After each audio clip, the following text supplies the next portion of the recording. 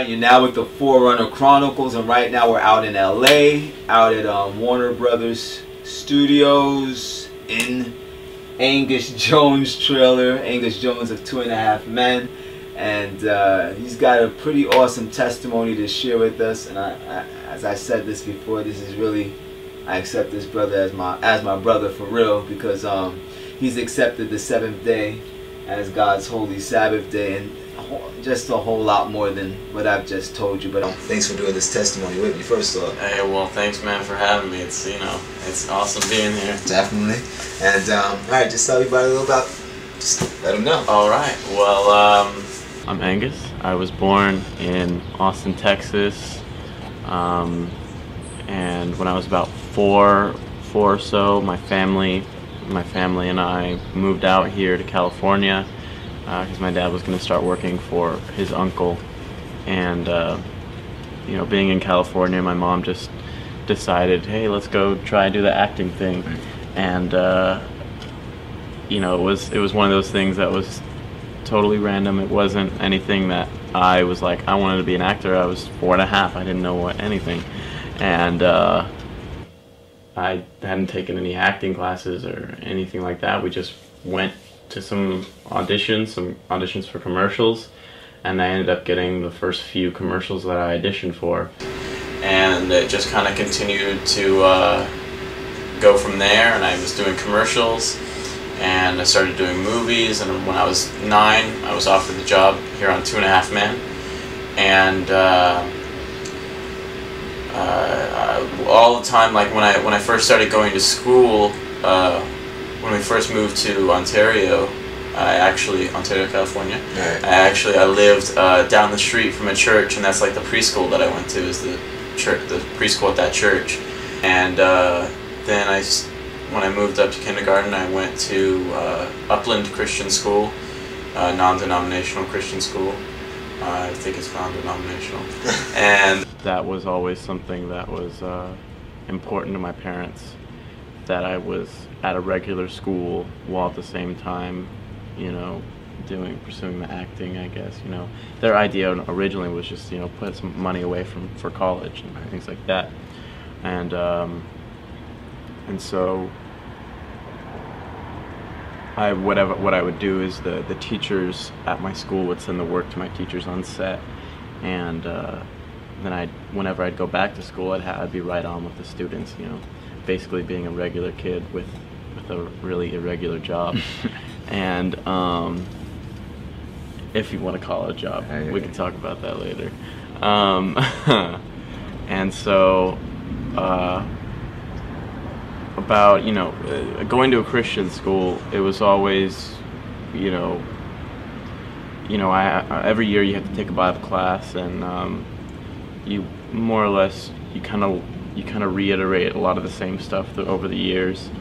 And you know, I knew basic stuff, stories of Jesus. You know, I knew really basics, and we would do Bible verses and all sorts of stuff like that. And when I was in kindergarten, I remember saying the prayer to accept Jesus into my heart during like the weekly chapel service at our school. And but God and the Bible and Christianity was always just something that was at my school. We didn't go to church Sundays. Very rarely, if it was Easter, we would go with family. Right. And we didn't, you know, pray before dinner. We didn't read the Bible at home together. It was just Bible. I had a Bible class at school. Right. And before my junior year in high school, one of my cousins, Jordan, introduced me into weed. Started smoking weed, and you know, when just like through all my junior year, you know, it was just like that was my time became more spent on being with friends, and as not dealing with family issues as much as I could, and you know, devoting my time to, you know, I like video games, friends, and music. And then the summer of my senior year, I started doing acid, And I was pretty one of the stereotypical, like, this drug could change the world. Like, if this was legal, like, everyone would be different. Right. You know, I was that guy. I was kind of being a little bit material. I liked, I got a nice car. I have so many speeding tickets. Thank God, though, I never got in an accident. I bought some stuff so that I could have, like, a cool recording setup in my room, and you know, I like taking photos. They were doing all this, you know, kind of artsy stuff, and just kind of doing things, just like, because you know, I don't know, and I was unaware of it, but I was just kind of on a downward trend, just kind of doing, like, I don't know, living for myself, really not concerning myself with family, with anything outside of what was helping me out. I wasn't using what I had been given to help others really to an extent. You know, I did kind of like the I'll say stereotypical, and this one is stereotypical, like, celebrity, throw some money at a cause and they give you some kind of recognition. Right. It's bad. And that's, I mean, you know, I would help out. I did some stuff for St. Jude's Children's Hospital and things like that, but it never really felt important to me. I always just, like, it was always one of those things that was almost, it was a little bit foreign to me. I don't know how to describe it other than that. December 27th of this last year, a friend of mine and I were talking about future plans for, like, business ideas we had and things we thought we were gonna do. Remember you talking about maybe doing some type of thing with art or something like that? Yeah, it was gonna be, you know, some kind of artist group. It's some way, we didn't really know. We had a lot of ideas. Right. But we were just talking about, like, what was gonna be, like, what was gonna be the slogan, or what would we write on if we were gonna have clothes, like, what would our theme kind of be, stuff like that. Right. You know. And I had said that, you know, God's definitely a part of this, and it was like kind of hit me in a weird way. I was like, no, God is the center of all this. God is the reason for all this. And right when I had said that, I just had this feeling, this, like, of warmth, acceptance, love. I can't even. It's one of those things that the best way I can describe it is being hugged by your most favorite person ever, but their hug, like, they're able to hug every single part of your being. And it was just one of those things that I sat there and I told him, I was like, man, I just feel like I accepted God. I feel like I just accepted God in my life. And that was like, kind of, I guess, like, one of the steps toward my change of lifestyle, of life.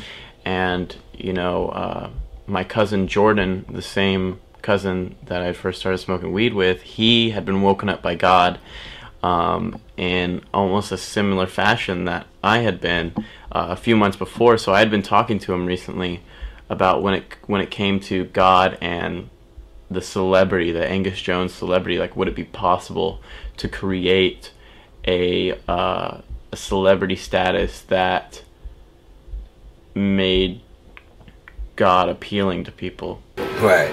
And we were just discussing that, and so that was kind of during that January. That was kind of where I was more in my mind, what I was thinking about. Pretty much considering what direction you're gonna go with everything at this point. Yeah. Then January 22nd, it was a Saturday night.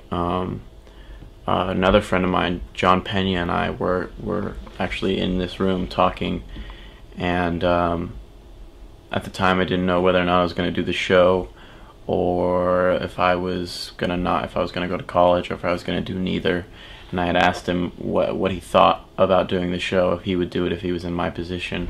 He said simply for the money, he would do it, because, you know, his family was struggling, and and that's just like that. But basically, he pretty much told you to compromise. Yeah, he said basically, you know, he would do it. because of the money, because of his situation that he was in with his family. Right. My friend John, is the friend that his family was struggling. They were in positions to maybe lose their house, lose their vehicles, things like his family was going through some hard time, and he said simply for the money he would do that because he'd be able to help out his family in a very serious way.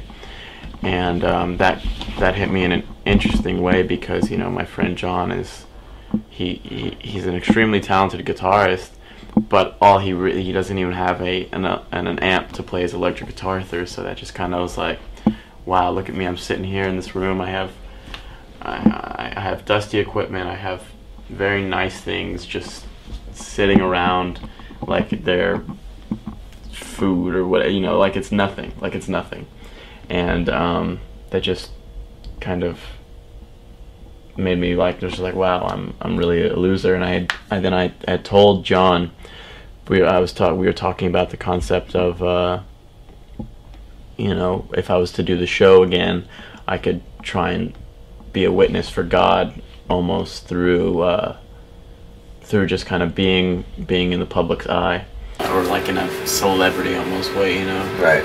Still be who I was in a sense, but still continue to be like Jake on 2.5 Men. Exactly. But now a servant of Jesus Christ. Yeah, exactly. And so he was asking me these questions. He's like, well, if you're gonna do that, he was just asking me questions about my life that were just like, well, yeah, I'd have to change that. Well, yeah, I'd have to change that. Well, yeah, I'd have to change that. Well, yeah, and it was just like one thing after another. He was asking me these questions that were just, he wasn't trying to pick me apart, but right. He was breaking me down.